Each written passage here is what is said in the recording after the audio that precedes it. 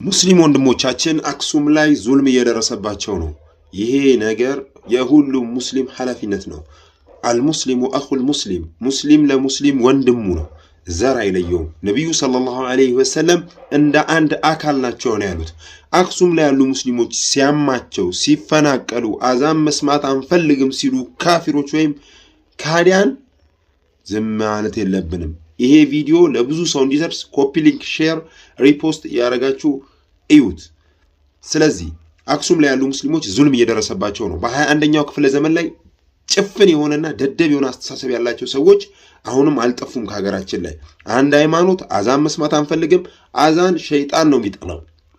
ስለዚህ እነዚህ ሙስሊም ወንድሞቻችንን ድምጽ ልንሆናቸው ይገባል።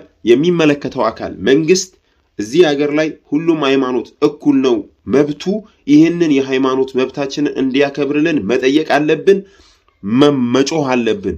እኛ ሙስሊሞች በዚህ ዘመን ላይ እንደ ድሮ እንዳንዘለም ሁላችንም አንድ ሆነን ለዚህ ጉዳይ ለሙስሊሞች ጉዳይ ልንቆም ይገባል። አሰላሙ አለይኩም።